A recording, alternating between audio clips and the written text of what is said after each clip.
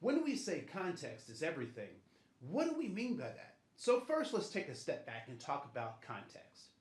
What we know is that context is about the places, the time frame, and the geographic region that we have been brought up in, that we've developed in. And so, as human beings, we have a limited understanding or ability to understand the world that we live in. And so that becomes our context. And so the generation that you're born into, the family or the racial or ethnic group that you're born into, those all form the basis of the context by which we get our worldviews. So context is about the spaces, about the time frame, about the places that we were developed. And what we know about context is that context demands certain types of responses. And so how people adapt or live in those contexts is driven by the context itself. And those responses to what the context demands, we will call culture. So, as an example, farmers, there is a certain level of competency that farmers have in that particular context. But you take a farmer outside of his or her original context and you put them in, let's say, New York City. What might the people in New York say about that particular farmer? They may say that they're backwards, that they may not be as intelligent as other people, and they may actually come off that way, right? But we do know that they have intelligence.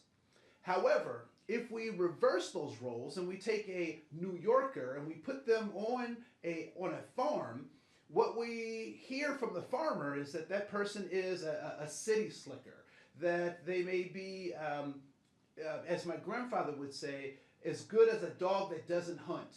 And what do you do with a dog that doesn't hunt? In my grandfather's word, you shoot them. But I'm not advocating violence or anything. I do find it interesting that many of his dogs kind of disappeared. At any rate, context determines really how we adapt to the environment that we're in. And so our cultural responses are those adaptations that our people group, our ethnic group, or our region group has deemed necessary for survival in that context. So culture is more about adaptation to the context than it is about preferences of an ethnic or racial group. Another example to kind of think about is in February, there are events that happen in Minnesota that are very different than events that happen in Arizona or in Florida. So in February, we have the Winter Carnival here in Minnesota. We bundle up, we look for prizes in the snow. Simultaneously, there are different things happening in Arizona and in Florida.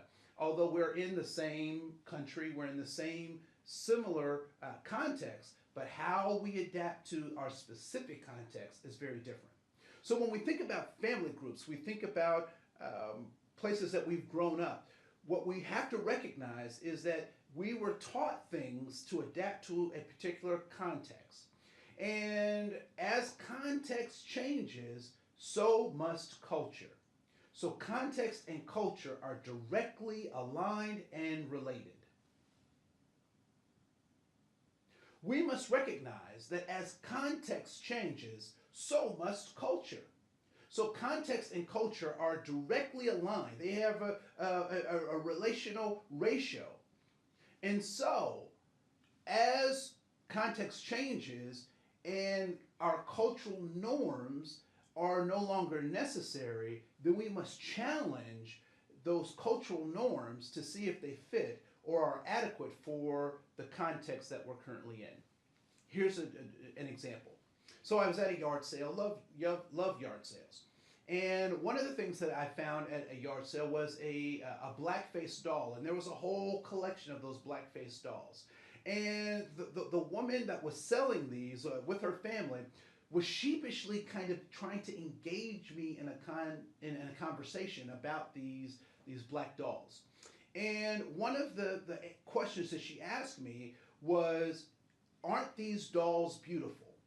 Now, I recognize that this woman is probably about the age of my mother, and her son, who was there, was about my age. And so I recognize that being at her home, she has the right to hold or have or value whatever she wants. But because the context has changed, what she found to be beautiful when these gifts were given to her, or she made these gifts as a small child, the context has changed. So I could not necessarily agree with her that these were things of beauty. However, I did recognize she has the right to own her own stuff.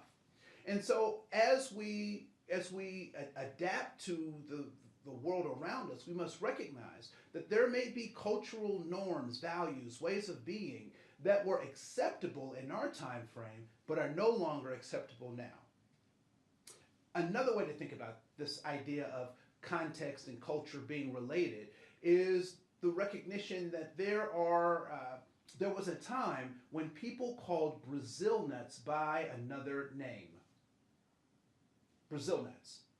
And actually, it's not a nut, it's a seed. But at any rate, for those of you who don't know what Brazil nuts are, they are about an inch or 2 inch long nut with a mahogany shell that's really rough on the outside. And it's very much shaped like an orange peel or an orange wedge.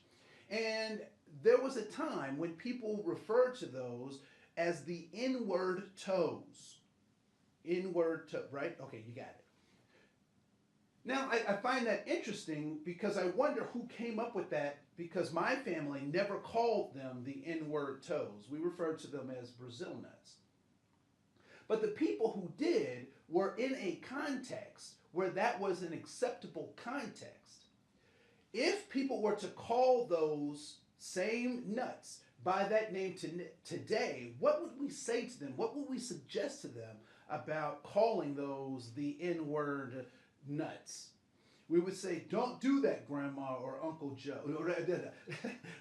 But we would caution them in saying that. Why? Because the context has changed.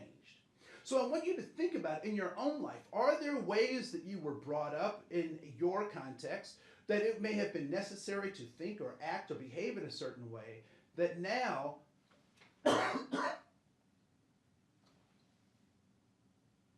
but now are inappropriate because the context has changed?